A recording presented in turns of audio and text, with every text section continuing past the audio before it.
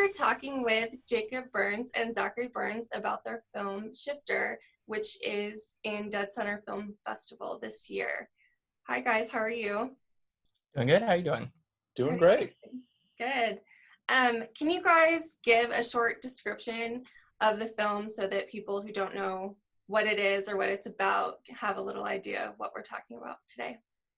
Sure. So Shifter is a time travel horror film. It's about a young woman who experiences these very painful and kind of gruesome side effects after an experiment with time travel goes wrong. So she essentially kind of on her own builds a time machine in her barn, and she uses it on herself. And then after that, things start to go wrong. She starts to shift at random, basically. So she could be at, on her couch, she could be at the store, she could be anywhere, and she would just randomly start shifting, and she would shift into basically time travel to another time, and she wouldn't know when, either forwards or backwards, how far, either way that she would show up. And so it causes a lot of problems for her.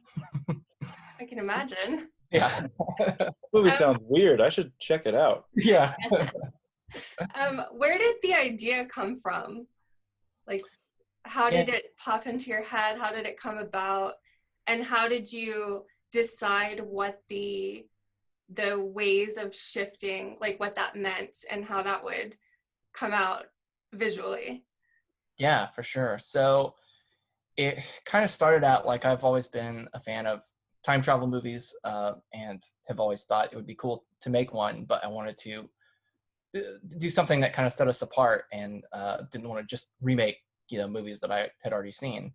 And so I started thinking about a lot of the tropes that you see in time travel movies. You've got fish out of water stories, or you've got the more paradox, it's the movie's like a puzzle type thing.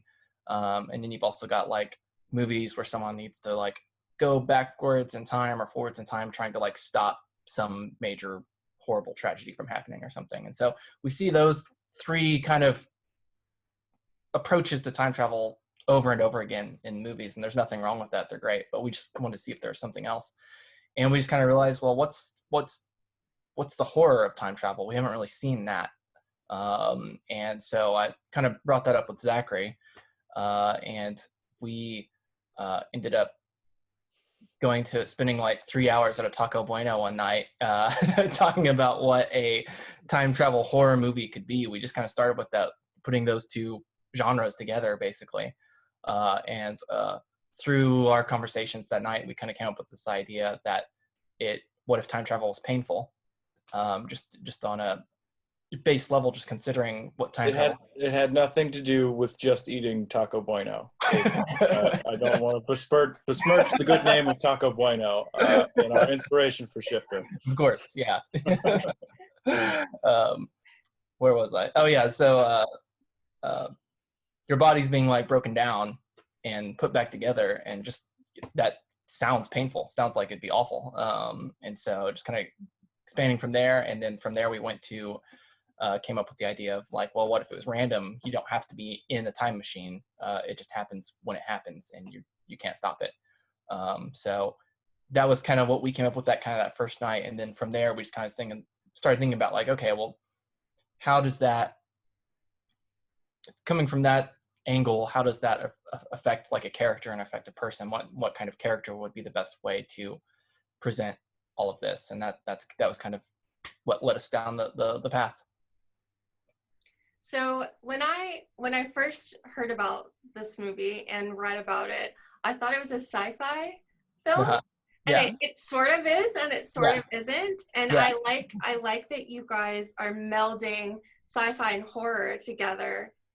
Is that always does that go throughout the film, or is it we're time traveling and that's the sci-fi, and then it's just the horror of what has happened? Yeah, so we kind of purposefully avoided a lot of sci-fi tropes and a lot of things that you would see in these movies a lot. Mm-hmm. And even just the aesthetic of the movie, a large portion of the movie takes place on a farm, which is not what you would typically see in a sci-fi movie. And we wanted to stay away from even the kind of the overall color of the movie and stuff like that. We kind of avoided blue and cooler colors, and kind of stuck more with like warmer tones and more earthy tones. And so yeah, like it technically, just because it's time travel, it's technically sci-fi, but we didn't necessarily want you to be thinking, we just wanted to bring more of the characters and to the forefront of the story, and just kind of take it from a different angle than you would normally see. Great. So it's more character driven than anything else. Yeah, for sure. Definitely.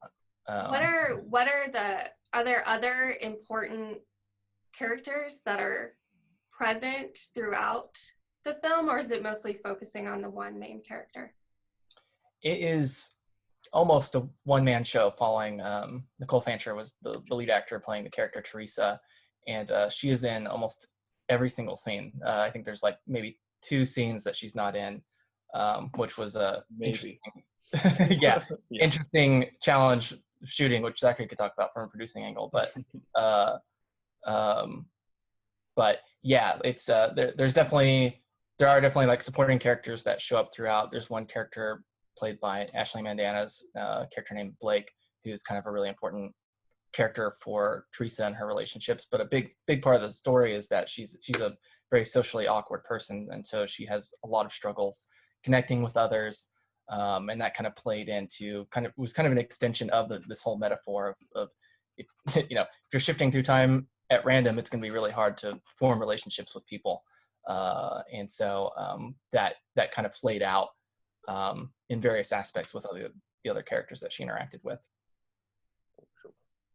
Is it difficult did you film it in Oklahoma? Yeah. I thought you did, but I wanted to make sure. Is it difficult because a lot of the people in the industry who are making movies and working on sets and actors and things, I know that they have other jobs, and it's hard to find time sometimes to carve out to, make a movie. Yeah. Do you find it difficult to work in Oklahoma? Is it getting easier? How did that go? It wasn't too bad. Do you want to? Yeah. Zachary, producer. Yeah. It a thing that helped for sure was that we had the ability to pay people to be there, so that made it easier for them to take off time of their work to come hang out with us and make a little movie.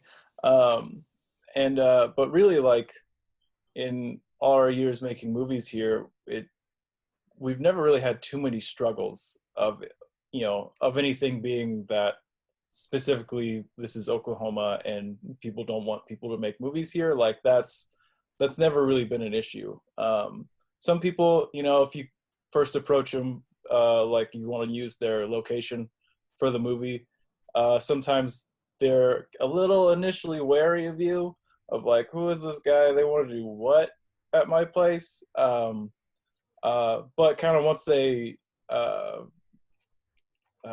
hear a little bit more about it and about us and what we want to do, generally people click into it and get kind of excited that, hey, a movie's going to be shot at my place. So that's kind of been the our typical experience with making movies here, which has been great. Yeah.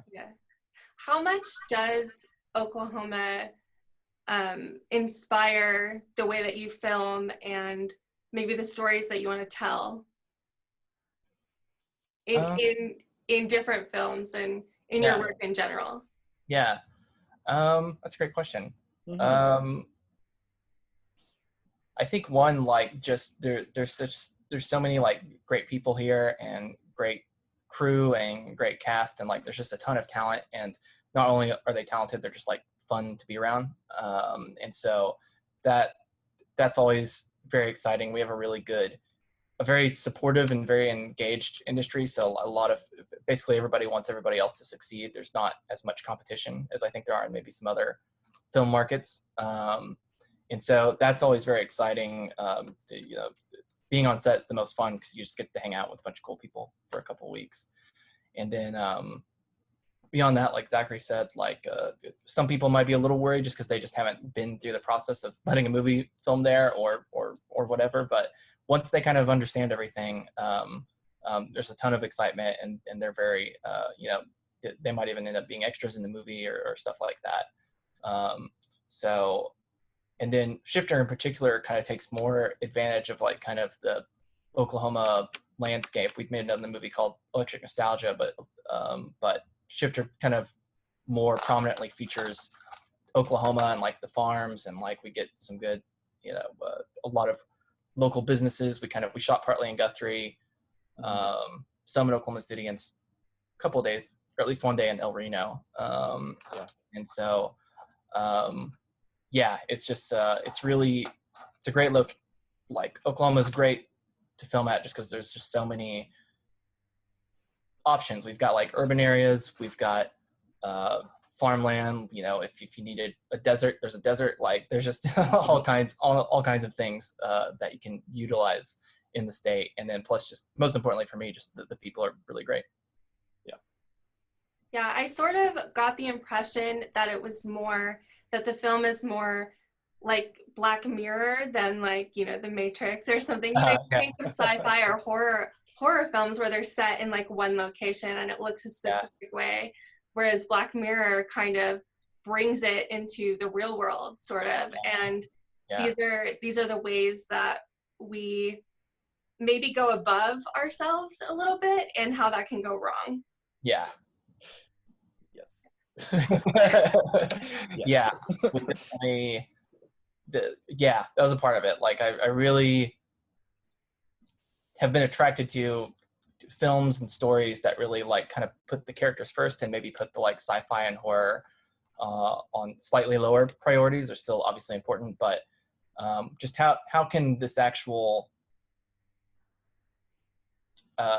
thing that's happening to this character, how can we actually like reflect that, or how can it be an extension of what like the character's state of mind or the things that she's going through in her life, and it can help us. I think that's what's great about sci-fi and horror, is they kind of can let us explore things from kind of different angles, and maybe explore things that would be kind of difficult to do from a straightforward fashion.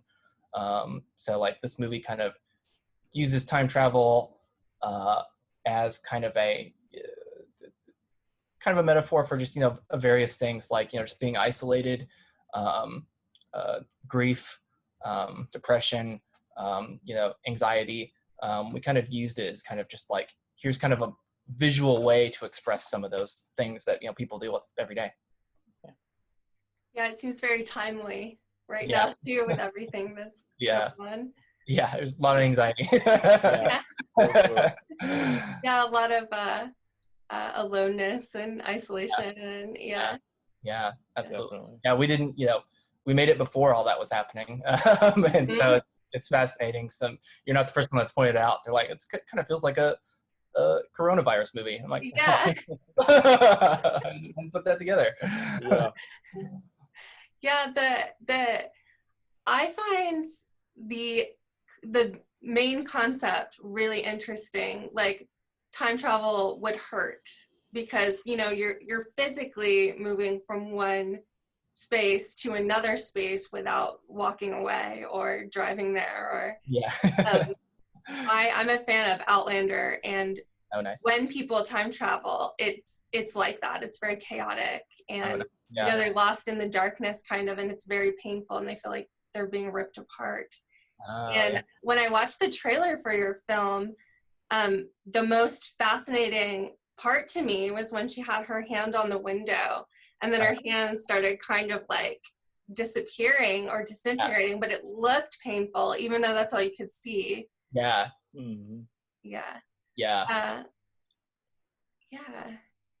really excited to see your film. And is this the first festival that you've put it in, or? No, we had our world premiere at CineQuest in San Jose. We got in just before before the world shut down. We were in San Jose the day they canceled South by Southwest. Actually, we premiered that day at CineQuest, and then they actually had to cut off part of the festival. It was supposed to be a 2-week festival, and they had to cancel or postpone the second week of it, but we got our premiere in just in time. Yeah. But yeah, that was in San Jose in March, I think March 5th or something. March, yeah. Yeah, and yeah, it was awesome. It was really cool. It was the first time we'd been to that festival, and had a really great response. It was cool. That's great. Yeah. What is your next step for the film and maybe for your next film? Yeah, sure. Next steps are we'll hit up this festival, and then there might be some other festivals. It's kind of, everything's very up in the air right now. So that could be a possibility. And then we will have some news in the coming weeks that we can't really talk about yet, as far as how people will be able to watch it at home.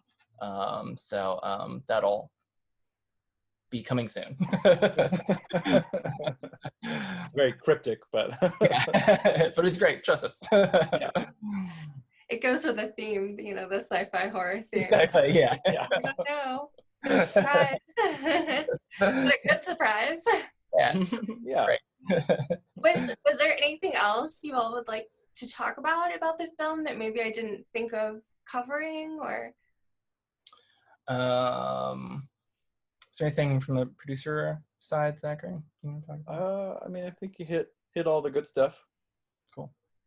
Good deal. Well, it was so nice talking to you guys today. I wish you luck, and I'm excited to see the reception of the film and how it all goes and all of that.